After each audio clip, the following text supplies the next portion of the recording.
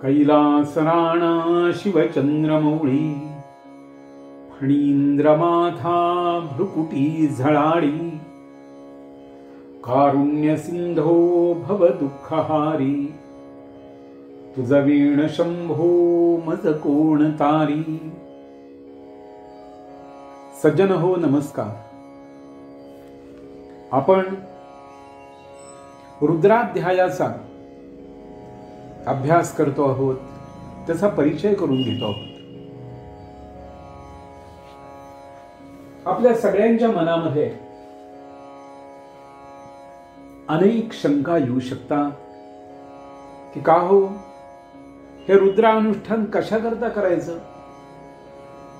हे केल्यामुळे काय मिळतं, आणि हे फक्त आध्यात्मिक उन्नतीसाठीच आहे का, याच्या अनुष्ठानामुळे शारीरिकही सुविधा प्राप्त होतात, आर्थिकही उन्नती होते, काय काय घडतं याच्याबद्दल आपल्या मनात खूप शंका असतात. पण ज्या वेळेला आपले मोठी माणसं एखादा अनुष्ठान करा म्हणून सांगतात, तेव्हा त्यात काहीतरी रहस्य लपलेलं असतं. आपण हा संपूर्ण रुद्राचा परिचय जो करून घेतो आहोत, याच्यात नमक भाग आपण आतापर्यंत पाहिला. नमकामध्ये नमस्कार घातले, नमन केलंय, प्रार्थना केलीये, तपस्या केलीये. हे सगळं ज्यावेळी आपण करतो, त्यानंतर आम्ही फल मागायला अधिकारी आहोत. काहीच न करता आम्ही मागायला अधिकारी नाही आहोत. आणि या जगाचा एक नियम आहे, कुठेही जा, 100 रुपयाची वस्तू 100 रुपयालाच मिळणार. ती जर सेलमध्ये मांडली असेल की 100 रुपयाची वस्तू 50 रुपयाला, तर त्यात काहीतरी न्यूनत्व आहे, त्यात काहीतरी दोष आहे, काहीतरी बिघाड आहे, म्हणून ते तुमच्या गळ्यात मारलं जात आहे. पण एरवी जर आपण विचार केला तर ज्या वस्तूची जी किंमत आहे ती आपल्याला मोजावी लागते. म्हणून नमक भाग आहे, याच्यात जेवढं मी तप करेन त्या तपाच्या अनुसार मला पुढे फलश्रुती पाहायला मिळेल. कोणी जर म्हणेल की का हो, आम्ही एकदा रुद्र म्हटला आणि आम्हाला लॉटरीचं तिकीट लागायला पाहिजे, आम्ही एकदा रुद्र म्हटला, एकदा आठवड्यातून 15 काहीतरी अनुष्ठान केलं, लघुरुद्र केला आणि आम्हाला प्रमोशन मिळालं पाहिजे, आम्हाला एकदम पगारामध्ये दुप्पट काहीतरी फरक पडायला पाहिजे, अशी वेडी आशा आपण सगळेच जण बाळगून राहत असतो. पण जगाचा जो नियम परमेश्वरानीच जो घालून दिलेला आहे, त्याच्यात तो कसा बदल करेल. म्हणून जितकं तुम्ही अधिकाधिक मोठं अनुष्ठान कराल, मोठं याचा अर्थ एकाच दिवशी खूप काही केले असा त्याचा अर्थ होत नाही. अनुष्ठानाला सातत्य पाहिजे. कोणतीही गोष्ट, एखाद्या देवावर माझी श्रद्धा आहे असं म्हणलं ना, तर वर्षानुवर्ष त्या देवाची तुम्ही सेवा केली पाहिजे, तर तुमची श्रद्धा नक्की आहे हे सिद्ध होतं.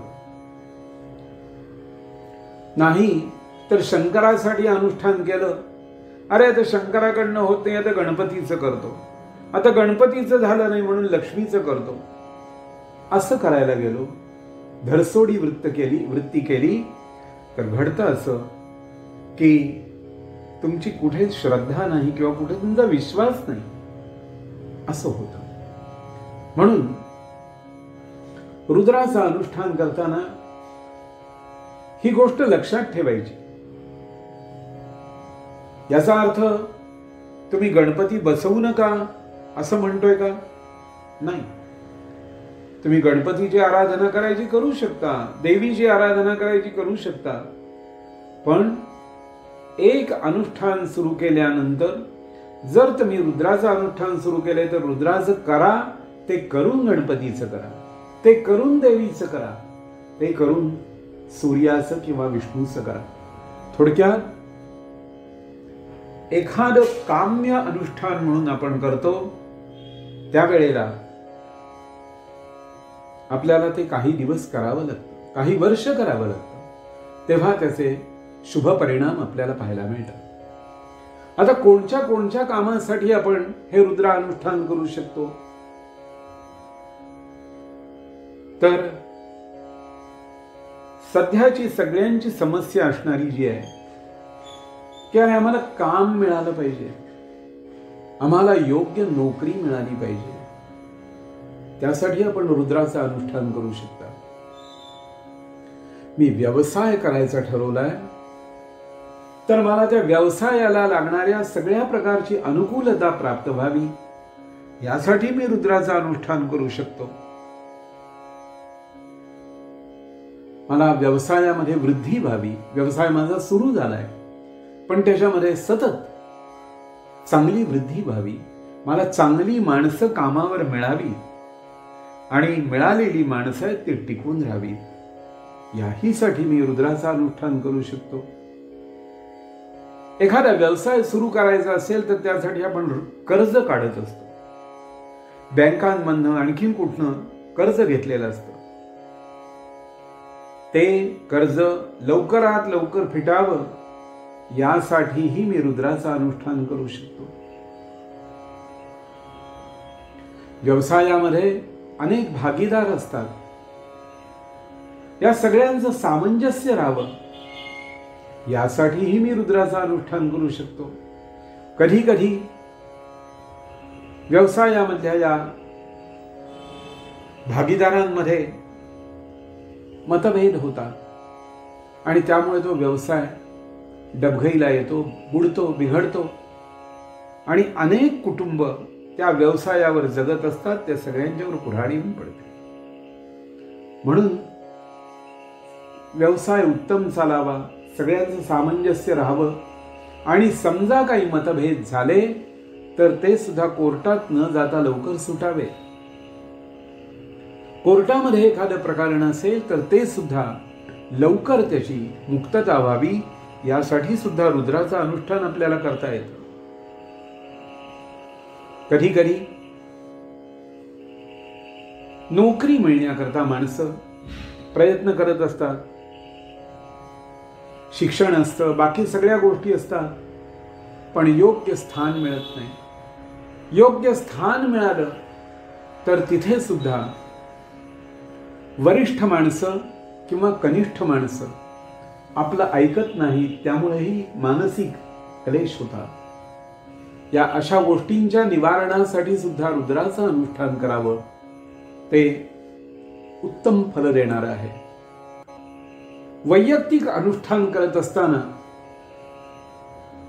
आपली जन्मपत्रिका जी आहे त्याच्यामध्ये आपलं जे जन्म नक्षत्र असतं, चंद्र नक्षत्र, ते महिन्यातून एकदा येतं.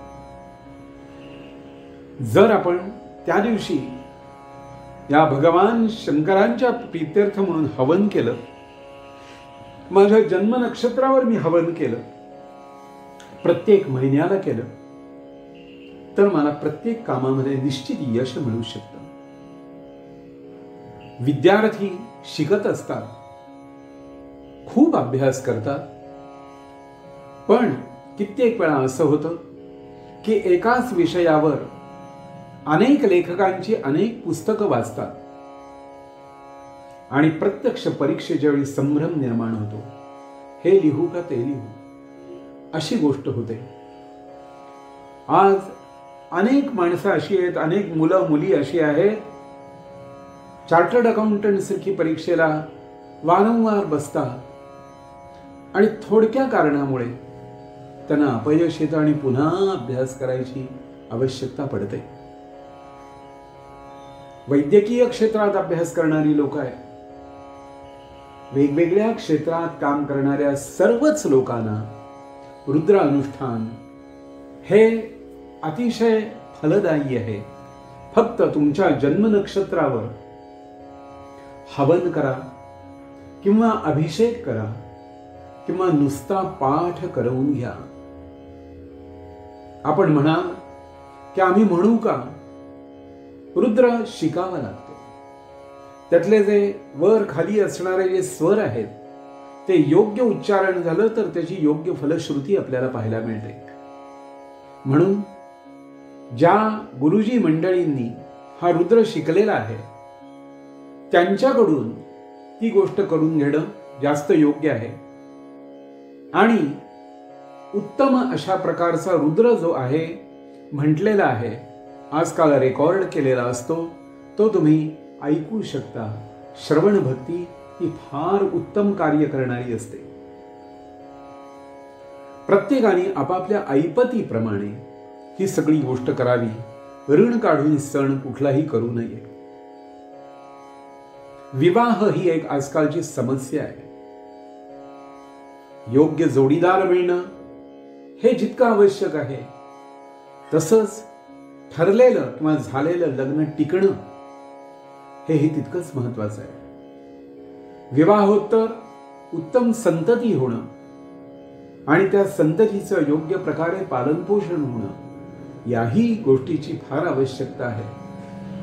म्हणून यासाठी सुद्धा पती पत्नींचं जे जन्मनक्षत्र आहे त्या दिवशी किंवा विवाह व्हायचा असेल तर मुलीच्या किंवा मुलाच्या जन्मनक्षत्राच्या दिवशी जर रुद्राचं हवन केलं तर आपल्याला निश्चित उत्तम अशा प्रकारची फलश्रुती पाहायला मिळेल. कित्येक माणसं वेगवेगळ्या व्याधींनी ग्रस्त आहेत. कुणाला काही व्याधी आहेत, काही असाध्य आहेत, काही साध्य आहेत, पण माणसं त्रस्त आहेत.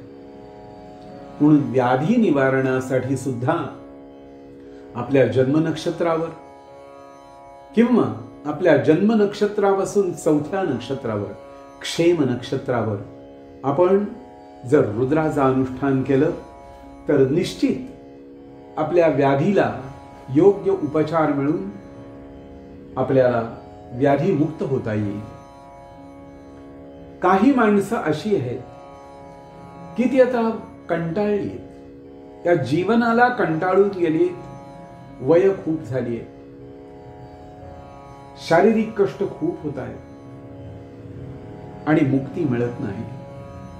अशाही वेळी रुद्र अनुष्ठान करून त्या शंकराला प्रार्थना करायची की देवा मला मुक्त कर, तर ही गोष्ट त्यामुळे घडू शकते.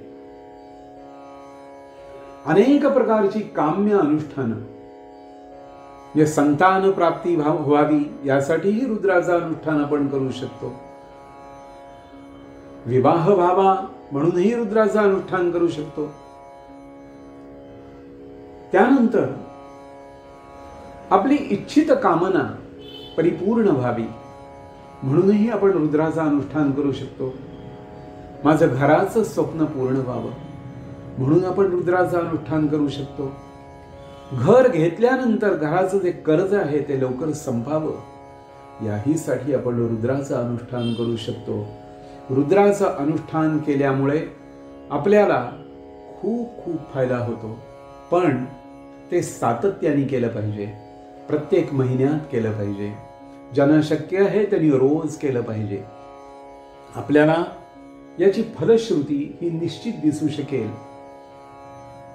आज मी रुद्राची ही माहिती जी सांगतो आहे याच्यात पुढचा जो भाग आहे याला चमक भाग म्हणलाय की अरे त्याच्याकडे मागितलंय काय काय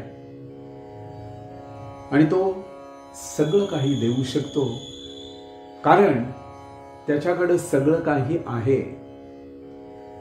त्यांनी नुसता आदेश दिला की सर्व देवदेवता त्याच्या आज्ञा पाळतात.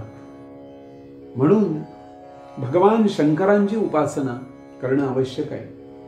अरे तो दिगंबर आहे, कैलासावर बसलाय, ध्यान लावून बसलाय.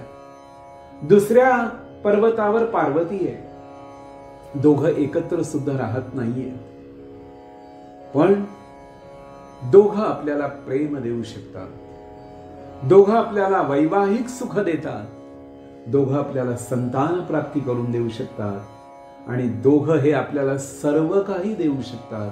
अध्यात्म विद्या सुद्धा प्राप्त व्हायची असेल तर शिवपार्वतीची कृपा पाहिजे, कारण सगळ्या पुराणांची सुरुवात शिवपार्वतींपासूनच झालेली आहे। पार्वतींनी प्रश्न विचारलेत आणि शंकरांनी उत्तर दिले, हेच आपल्याला सगळीकडे पाहायला मिळतं। म्हणून सज्जन हो, या रुद्राचा, रुद्राध्यायाचा आणि त्याच्या फलश्रुतीचा आपल्याला निश्चित उपयोग होवो। आता आपण पुढचा चमकाचा भाग पाहणार आहोत आणि रुद्र किती श्रेष्ठ आहे, किती मोठा आहे, याचं हे थोडक्यात वर्णन पाहणार आहोत।